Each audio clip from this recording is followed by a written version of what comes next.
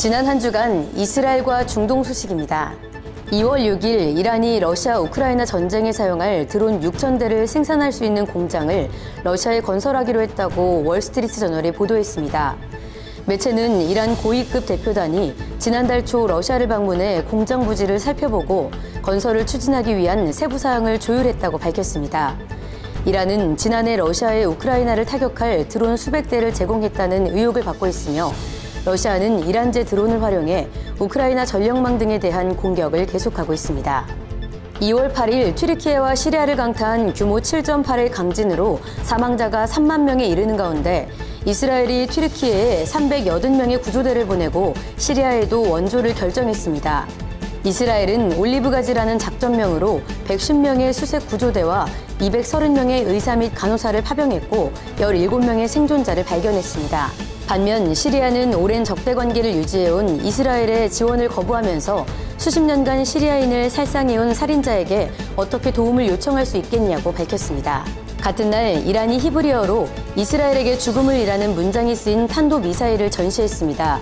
이슬람 혁명수비대는 이날 이스파한에서 열린 전시회에서 이스라엘에게 죽음을 이라는 글자가 새겨진 탄도미사일을 전시했습니다. 이날 전시는 이란 방위산업단지가 드론 공격을 받은 후 며칠 뒤에 열린 것이며 공격을 받은 현장은 이란의 샤케드 136 드론을 생산하는 시설인 것으로 알려졌습니다. 2월 10일 동예루살렘 라모트 인근에서 차량 충돌 테러가 발생해 6세 소년과 20세 남성이 사망하고 최소 5명이 부상을 입었습니다. 테러범은 동예루살렘 인근에 거주하고 있는 31살의 이스라엘 국적자이며 사건 발생 며칠 전 정신병원에서 퇴원한 정신질환자입니다. 목격자들은 범인이 버스 정류장에 대기하고 있는 사람들을 향해 돌진했다고 말했으며 범인은 현장에 있던 경찰의 총에 맞아 즉시 숨졌습니다. 2023년 2월 15일자 이스라엘 투데이 시작합니다. 지난 2월 6일 튀르키예 동남부 지역 그리고 시리아 북부 지역에서 발생한 지진으로 인해서 지금까지 약 3만여 명의 사망자가 나왔고요. 또 아직도 잔해에 묻혀있는 사람들의 숫자가 약 20만 명 정도 넘을 거라고 합니다. 이렇게 지금 지구촌은 온통 이 지진으로 인해서 많은 슬픔에 잠겨있고 또 많은 나라들이 이 지진 구호 활동에 나서고 있는 그런 상황이죠. 이렇게 많은 일들이 있었는데 오늘 저희 브레드TV 이스라엘 투데이에서 집중적으로 분석해볼 첫 번째 이슈 또 알아보도록 하겠습니다. 튀르키예 남부와 시리아를 강타한 지진으로 인해 사망자가 날이 갈수록 증가하고 있는 가운데 이스라엘에서도 소규모 지진이 발생해 당국과 시민들이 긴장하고 있습니다. 2월 7일 밤 11시 14분 서안지구에 위치한 아리엘 동남쪽 15km 지점에서 3.5 규모의 지진이 발생했고 충격으로 인한 흔들림 현상은 40km 이상 떨어진 예루살렘에서도 감지됐습니다. 시리아 아프리카 지진대에 포함되어 있는 이스라엘은 강진이 발생한다면 수백만 채의 가구 붕괴가 예상될 만큼 강진을 대비한 내진 설계가 미흡한 상황인데요. 설상가상으로 공장 정제시설이나 항만시설 등 산업 유관시설의 내진 설계도 취약한 것으로 밝혀져 내진 설계가 시급히 요청된다고 전문가들은 경고하고 나섰습니다.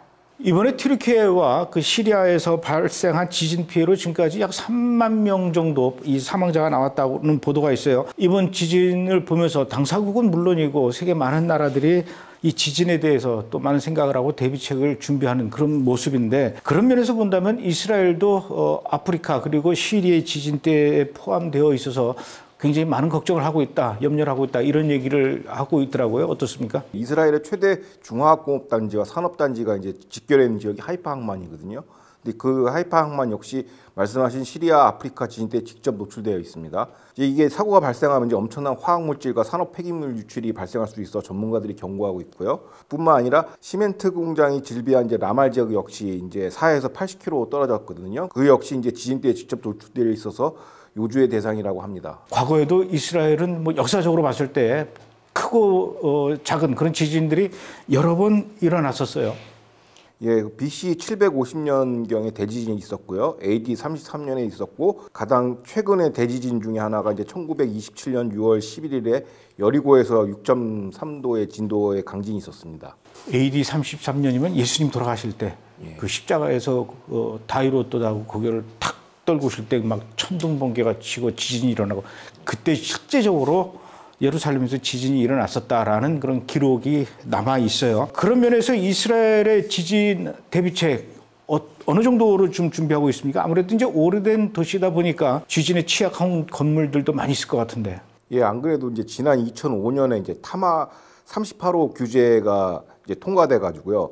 1980년 이전에 건설된 노후 건물에 대해서 내진 보강 이제 지원 사업을 이제 유도했는데 정책 유도책으로 당근책으로 이제 각종 이제 세제 혜택과 이제 건축 허가 당근책을 내놨는데 이제 좀 지지부진되다가 최근에 지난 정권인 베네트 라피드 내각이 관련 예산을 삭감했습니다. 과거 역사를 봐도 이스라엘에서 그 크고 작은 지진이 여러 차례 있었기 때문에 아무래도 이제 그 이스라엘도 지진에 대한 대비책을 잘 준비해야 될 것 같은데 문제는 이 튀르키예라는 나라가 과거에 1999년에 이즈미르라고 해서 튀르키예 남쪽 지역에서 이제 큰 지진이 있었어요. 그때 이후로부터 국민들한테 지진을 대비하기 위해서 지진세를 걷어야 된다 해가지고 지금까지 한 5조 원 정도 걷었다고 했는데 현재 상황에서 그 걷어들인 5조 원의 지진세 어디로 갔는지 모른다 그러더라고요. 예, 말씀하신 것처럼 이제 99년에 이제 큰 지진 이후에 이제 이른바 이제 재난 대응 목적세라고 그러죠. 목적세는 이제 한시세입니다. 그러니까 신설했는데 대략 장부상으로 한 5조 원에서 6조 원 정도가 적립됐다고 하는데 이게 왜 고갈이 됐냐? 타 분야의 예산을 전용을 했어요. 그동안 이제 지진이 없다 보니까. 그래서 유로뉴스의 보도에 따르면은 대부분 어디에 쓰였냐면 도로 확장, 공항, 이제 각종 항만 시설, 그다음에 건강복지에 쓰였다고 합니다. 그러니까 이거는 그 지진과는 전혀 상관없는 데다가 돈을 쓴 거 아니에요? 예, 그렇죠. 이제 이런 사례가 많아요. 이런 특수 목적세가들이 이렇거든요. 한시세들이. 그러니까 우리나라 같은 경우도 교육 목적세가 있었어요. 그 과밀 학급을 이제 해소한다는 목표하에 그걸 했는데 이제 지금은 저출산이라는 인구가 없잖아요. 학교를 폐쇄하는 단계에 있는데 이 돈은 어디다 했냐면 지방건설 사업으로 이제 투입하는 게 있죠. 그러니까 이게 이제 어떻게 보면 목적세 그 한시세의 이제 한계죠. 아니 1999년에 지진이 크게 일어났는데 그 뒤에 또 곧바로 지진이 일어나서도 안 되겠지만 일어날 리도 없는데 그렇다고 그 사이에 돈을 딴 데다 이렇게 다 쓰니까 튀르키예 국민들이 더 지금 분노하고 있는 거 아닙니까? 그래서 이제 이게 그 당시에 이제 조세 저항이 있어야 되는데 없으니까 그냥 까먹고 있었던 거죠. 아하, 까먹고 있었구나. 그렇죠. 그러니까 정부 관리도 알아서 이제 전용하고 뭐 공무원 월급 올리고 하겠죠. 그런데 이번에 이제 그 지진이 일어난 그 튀르키예의 동남부 지역은 쿠르드 사람들이 많이 살고 있는 지역이라고 그러더라고요. 원래 이 쿠르드 사람들은 튀르키예 정부 입장에서 테러 세력으로 이렇게 지명하고 있는 그런 상황인데 그래서 아마도 이 지금 그 지진 때문에 여러 가지 어려움에 처해 있음에도 불구하고 튀르키예 정부 쪽으로부터 도움을 못 받는 그런 형국이 아닌가 그게 더 걱정이에요. 그런 측면도 있고요. 한편에는 또 다른 게 이제 에르도안 대통령의 반대파가 주지사가 있는 곳이 바로 그 남동부 지역이에요. 아하, 이런요. 재난 지역 중 야당 강세 지역이기도 해서 주지사와 통화도 안 했다고 해요. 뭐 최근에 했는지 모르겠는데 최초 이제 사건 발생 한 24시간 안에 통화를 안 했다고 합니다. 그게 이제 복합적으로 영향을 미친 것 같아요. 아, 그래도 그 정치는 정치고 이 자연재해는 이게 지금 모든 사람들이 어떤 정치와 이념을 떠나서 손발 걷어붙이고 이렇게 도와야 되는데 그런데 이 시리아도 문제예요. 튀르키예는 그 지진 이후에 그 이스라엘에서 150여 명의 그 구조대가 출발하고 또 230명의 의료진을 보내서 벌써 뭐 한 17명 이상의 생존자들을 구출해냈다. 이런 뉴스가 나오는데 문제는 이 시리아가 이스라엘의 도움을 전혀 받지 않겠다. 왜냐하면 우리는 뭐 살인자의 도움을 받고 싶지 않다. 이러면서 거절을 해서 그 여러 가지 어려움에 처해 있는 사람들을 구조해내는데 시리아 왜 이러는 겁니까? 그러니까 표피적인 이유가 말씀하신 것처럼 시리아가 이제 친이란 시아파의 그 대리 세력이다 보니까 그다지 이제 이런 결정은 놀랍지가 않죠. 뭔 주적 관계니까 너네 도움 안 받겠다고 얘기하는 건데 내용을 좀 조금 들여다 보니까 그 피해 지역이 IS 계열의 순위파 반군 지역이에요. 그러니까 순위파 반군, 정부 반군이 이제 아사드하고 좀 대립하는 지역이거든요. 그러니까 여기도 마찬가지 일종의 내부 정치 문제가 이제 이렇게 재난으로 나온 건데 그 재난 복구를 안 해주면은 그 세력이 소멸되니까 약간 방치하는 측면도 있습니다. 아사드가. 근데 표피적인 이유는 이스라엘 너네 거는 안 받아 이렇게 하겠죠. 방치를 한다고요? 예. 야, 참 반군 세력이니까. 지독한 인간들이네요. 이 얘기는 반대로 얘기해서 이스라엘이 이런 어려움을 당했을 경우에 민간인들이 어려움을 당했을 때도 역시 시리아는 도와주지 않겠다라는 거예요. 그렇죠. 에이, 나쁜 놈들.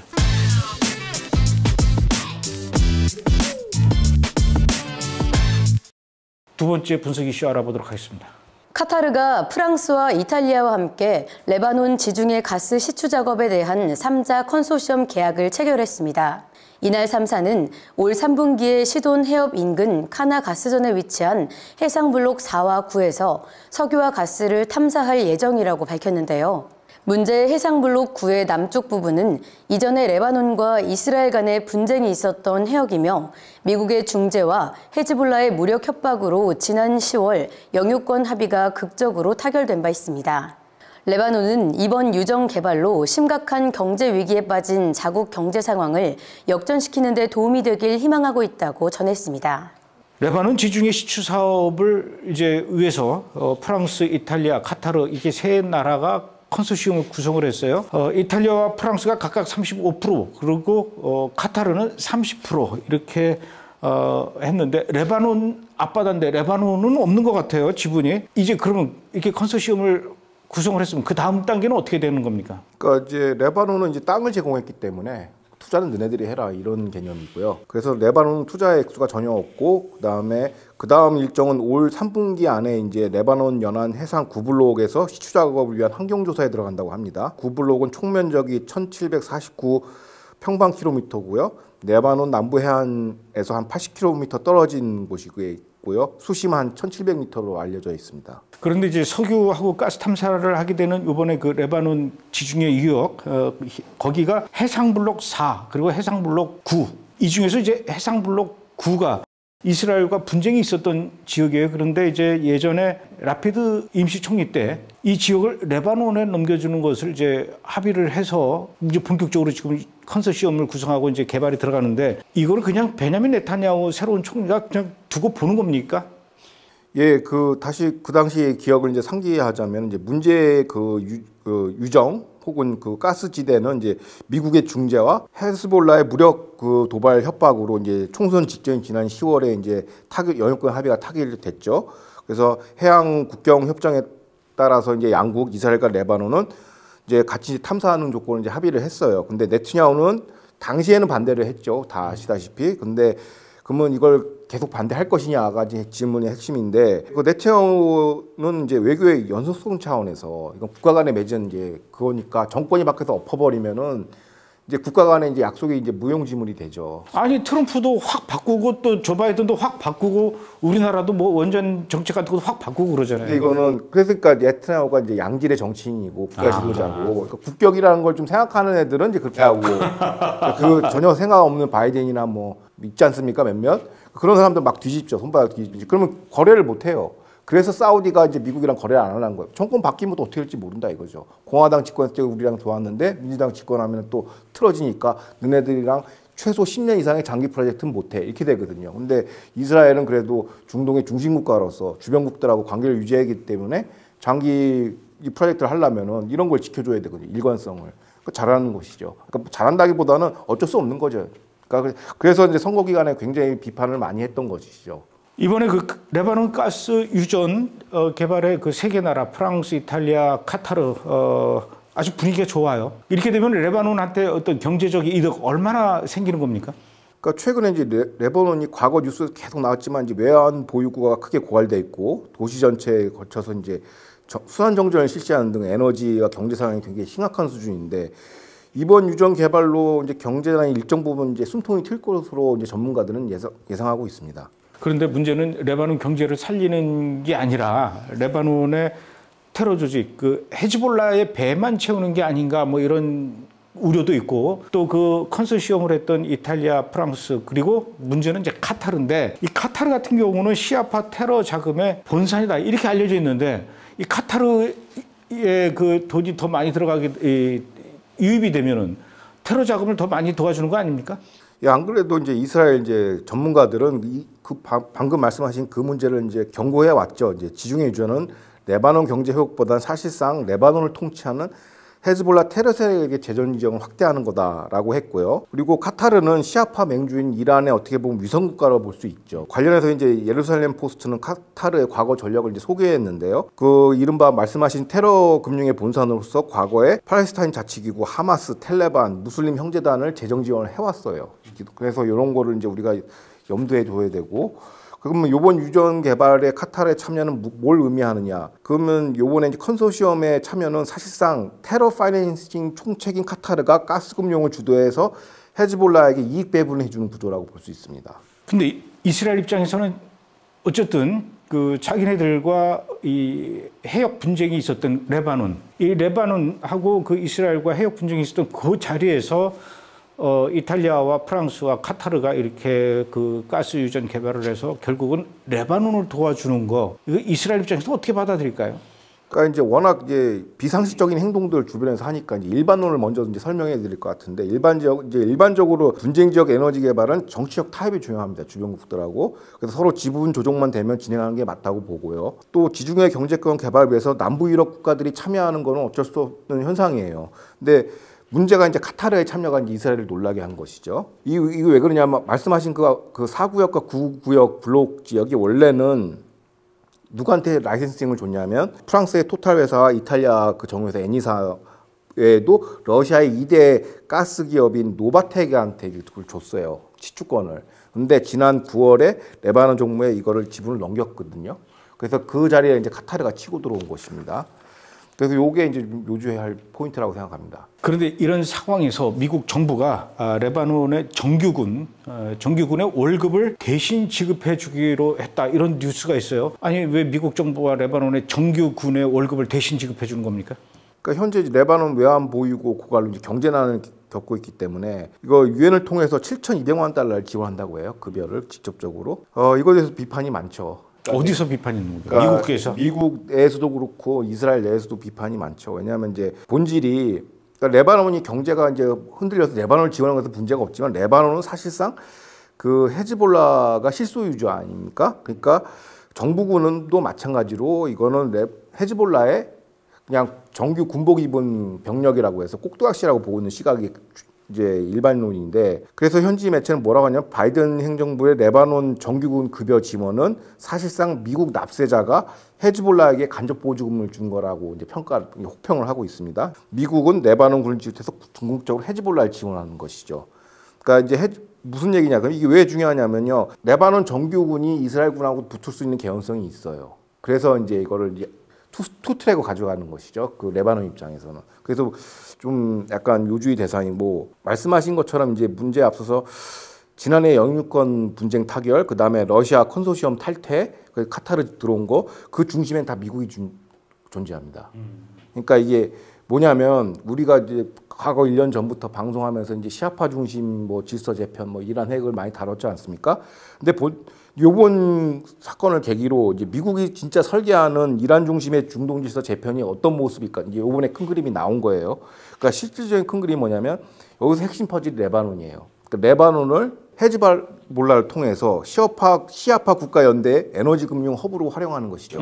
과거 레바논이 이제 중동의 팔이고 금융의 중심지라는 소리가 있는데 이거를 시아파의 중심 도시로 만들기 위해서 허브 도시로 이제 미국이 프로젝트를 짠 거라고 볼 수 있습니다. 그런데 미국의 납세자들 중에는 유대인들도 많잖아요. 그렇죠. 또 유대인들이 돈을 많이 버니까 세금도 많이 낼 텐데 결국 그 돈이 레바논으로 가서 그 정규군하고 또 이스라엘하고 또 붙을 수도 있는데 결국은 참 이상한 상황이 벌어지네요. 그렇죠. 그러니까 겉으로는 평화를 이렇게 그림을 딱 짜놓고선 내용적으로 보면 다 이스라엘 포위 전략을 쓰고 있는 것이죠. 조 바이든이 문제군요. 예. 결국은. 자, 이제 미국 백악관에서 우리한테 연락 오는 게 아닌지 모르겠네.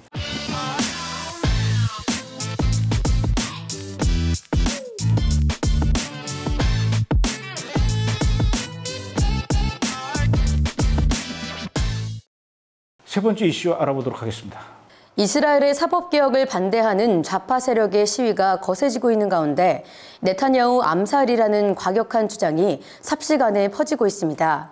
공군조종사 출신의 반 네타냐후 운동가 제이브라즈는 지도자가 독재적인 행동을 하면 그를 죽여야 할 의무가 있다고 발언해 논란이 됐습니다.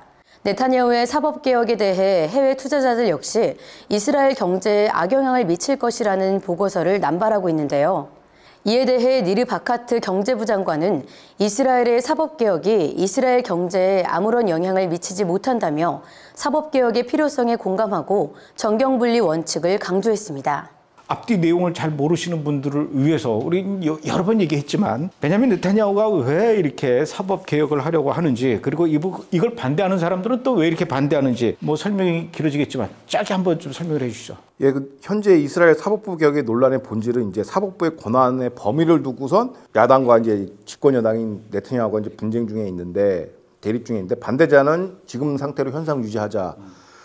개혁을 외친 네타냐후는 비리해진 사법부라고 보고 그걸 정상화 혹은 제자리 찾기로 보고 있어요. 그래서 현재 이스라엘 사법부는 지금 일반 주류 매체 보도와 달리 내각 인사권에도 개입하고 법률 심사권을 광범위하게 행사해서 사실상 입법 침해도 일으키고 있고요. 이른바 선출되지 않는 권력인 사법부가 사실상 정부와 의회 권력을 장악하고 있습니다. 이게 현재 이스라엘 사법부인데 이거를 정상화시키지 않은 게 네타냐후의 사법개혁 방안이죠. 그런데 문제는 이 베냐민 네타냐후의 강력한 이 사법 개혁에 반대하는 사람이 물론 뭐 모든 사람들이 다 그렇게 얘기하는 건 아니고 한두 사람이 그렇게 좀 오바를 해서 베냐민 네타냐후 이러다가 암살당할 수도 있다 뭐 이런 얘기를 하는 사람들 나왔어요. 총리를 암살한다라는 거, 이 1995년도에 이지악 라빈이 이런 것 때문에 이제 그 암살을 당한 적이 있었는데, 이 암살 얘기가 나오니까 베냐민 네타냐후 쪽에서 어떤 반응이 나왔습니까? 그러니까 네타냐후 총리의 반응도 중요하지만 말씀하신 것처럼 이게 그냥 시위대에서 뭐 죽여라, 막 태워라, 막 이런 게 아니거든요. 문제의 발언한 그 반 네타냐후 운동가가 그냥 일반 듣보잡이 아니에요. 오호. 그러니까 영화 탑건 매브릭의 그 모티브가 됐던 그 이라크 핵시설 폭격 임무 있지 않습니까? 네네. 그걸 수행한 조종사예요. 오호. 그러니까 일반인들이 하는 얘기가 아니라 그 사람이 쓴 페이스북 글을 보면은요, 굉장히 정교하게 글을 썼어요. 그러니까 이스라엘 그 유대 율법에 이제 타인을 죽이거나 해치려는 자에 대한 심판을 허용하는 유대인 종교법 할리카 추적자의 원칙을 적용해서 이걸 인용해서 이제 총리를 이제 독재자는 살해도 된다라는 그런 어떤 명제를 제시했거든요. 그러니까 이거는 조금 심각한 것 같아요. 일반 시위대랑 좀 격이 다른 것 같고, 여기에 대해서 네타냐후 총리도 선출된 관리에 대한 위협은 선을 넘었다면서 보안 당국에 수사를 요청했고요. 이스라엘 경찰청장 역시도 공적인 인물에 대한 폭력을 조장하는 게시물에 대해서 관용을 베풀지 않겠다 얘기했습니다. 근데 이게 좀 세긴 셌나 봐요. 그러다 보니까 반정부 시위를 지금 현재 막 그 부추기고 선동하는 라피드 전 외무장관조차도 한 발 물러나서 법과 원칙은 지켜야 하며 폭력에 의존해서는 안 된다라고 얘기했습니다. 그러니까 이게 좀 과한 반응인데 약간 좀 테스터 워러, 그러니까 약간 좀 간보는 것 같아요. 이거 발언 던졌을 때 반응이 어떨까라고 한번 간보는 것 같은데, 말씀하신 것처럼 이스라엘은 그 총리 암살의 역사가 있어요. 그가 있기 때문에 이 범죄는 굉장히 엄격하게 다룬다고 해요. 그러니까 단순히 이거 표현의 자유의 영역이 아니라는 것이죠. 그러니까 미국도 대통령 암살에 대한 발언이나 편지나 이런 것은 미 경호 당국의 이제 연방범죄 수사 대상이에요. 왜냐하면 미국도 링컨, 케너디, 레이건 암살 시도가 있었기 때문에 이건 굉장히 엄중하게 다루는 범죄 행위라고 보고 있습니다. 시위를 하거나 어떤 정치적 의견이 다르다고 해서 반대를 하거나 또는 선거 운동을 할 때 넘어서는 안 되는 선이 있어요. 그렇죠. 금도의 선이 있는데 이스라엘이나 한국이나 뭐 다 똑같은 것 같아요. 폭풍이 클 것 같습니다. 그런데 이 사법개혁 바람 때문에 이스라엘의 금융권과 글로벌 그 해외 금융권까지도 이스라엘에게 투자 거부 또는 투자 회수 이런 그 심각한 동요의 움직임을 보이고 있다고 하는데, 이 사법개혁하고 금융권, 특히 글로벌 금융권들은 왜 이렇게 무슨 관련이 있습니까? 그러니까 이제 최근 이제 최대 이스라엘의 그 사이버 보안 회사인 위즈의 그 대표이사가 이제 신임 네타냐후 내각의 사법개혁으로 인한 내부 정세 불안을 이유로 예치되어 있는 투자금을 해외은행 계좌에 다시 돌려놓을 거라고 얘기를 했어요. 왜 그런 결정을 했냐? 그러니까 해외 투자가들이 압박을 했다라는 거예요. 사법개혁으로 인해서 정세가 불안하기 때문에 우린 돈을 빼겠다. 보통 정세가 불안하면 돈을 해외 투자하는 런이 있죠. 이걸 이제 어떻게 해석하냐. 이거 어떻게 보면 로컬 이슈인데 사법개혁 지네들이 알아서 하는 문제인데 왜 이거에 개입을 하냐고 해서 이걸 두고선 현지 전문가들은 국제자본이 본격적으로 이스라엘 국제정치에 개입하기 시작했다라는 거죠. 그래서 과거에 우리가 여러 차례 언급했듯이 글로벌 좌파랑 이제 주권 강화 세력이랑 정면 충돌했는데 그 충돌 지점이 이제 금융이라는 것이고 또 이스라엘이 스타트업 강국이다 보니까 해외 그 투자금에 많이 의존하고 있어요. 그러다 보니까 이걸 제대로 이스라엘이 흔드는 것이죠. 일반론적으로 자본은 국적이 없고 생산성과 수익률만 찾아서 이제 투자처를 해야 되는데 최근 흐름에 이제 ESG, 뭐 DEI 어떻게 보면 기업의 사회적 책임을 강조하면서 대출 신용 등급의 각종 좌파 아젠다를 이제 꼽아놓고 있습니다. 그러니까 뭐 LGBTQ나 뭐 친팔레스타인 등을 요구하고 있는데 어찌 보면 이게 이제 BDS의 확장판이에요. 이게 BDS는 개별 이스라엘 기업에 대한 이제 투자 철회 보이콧을 하는데 이거는 국가 신용 평가에도 이제 개입하겠다는 얘기니까 좀 심각하게 봐야 될 것 같습니다. 이러다가 이스라엘 국가 신용 등급이 하향 조정이 되지 않을까 이런 걱정이 드는데 이 정도면 베냐민 네타냐후 입장에서도 굉장히 심각한 그런 상황 인식을 할 것 같은데 총리 입장은 어떤 겁니까? 총리 입장도 나왔습니까? 예, 안 그래도 네타냐후 총리는 이제 세계 신용 평가 회사 이제 대출 신용도를 평가하는 회사 이제 무디스와 이제 스탠다드 앤 포스 등에 수시로 전화 통화를 하면서 하향 조정을 유보를 설득하고 있다고 합니다. 그러니까 또 네타냐후 총리는 JP모건의 보고서를 인용해서 사법개혁의 그 이런 반대자의 목소리는 소음에 불과하다는 것을 인용해서 경제에 미치는 영향은 이제 제한적이다라는 걸 이제 인용해서 이제 반대를 설득하고 있죠. 투자금융사에서 이제 JP모건, 고드만삭스, 뭐 HSBC에서 이제 다양한 보고서를 내놓는데 요건에 관해서 근데 약간 양비론적인 분석이 가능하다 보니까 긍정적인 거, 부정적인 걸 다 싫다 보니까 이제 각 진영 입장에 맞는 부분만 발췌해서 주장하고 있죠. 이 보고서 때문에 뭐 이스라엘 경제 망할 것이다 하고 네타냐후 같은 건 이 보고서에 그런 내용은 없다. 뭐 여기서 제한적인 효과만 있다라고 얘기했다. 뭐 서로 부딪히는데 그 현 경제부 장관 역시 이제 이스라엘 경제 펀드멘털이 워낙 강하기 때문에 뭐 해외 자금 이탈은 없을 것이라고 단언하고 있습니다. 그러면서 사법개혁하고 경제는 조금 분리해서 정경분리 원칙을 지금 강조하고 있습니다. 이번에 이 뉴스를 이렇게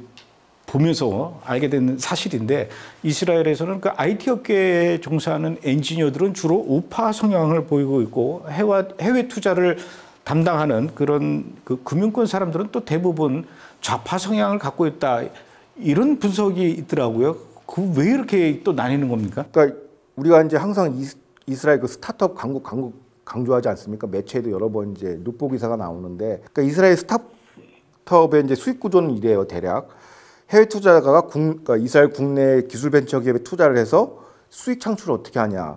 미국 실리콘밸리에 팔거나 아니면 나스닥 증시에 상장해서 엄청난 수익을 이제 받는 거거든요. 이익을 실현하는 방식인데 거기서 이른바 자금과 그 기업, 기술 기업을 연결하는 매개체가 바로 벤처 캐피탈 회사예요. 그러니까 이 거강꾼이죠. 그 VC라고 부르는데 이들이 어떻게 보면 속된 말로 쩐주의 입장만을 반영하는 거예요.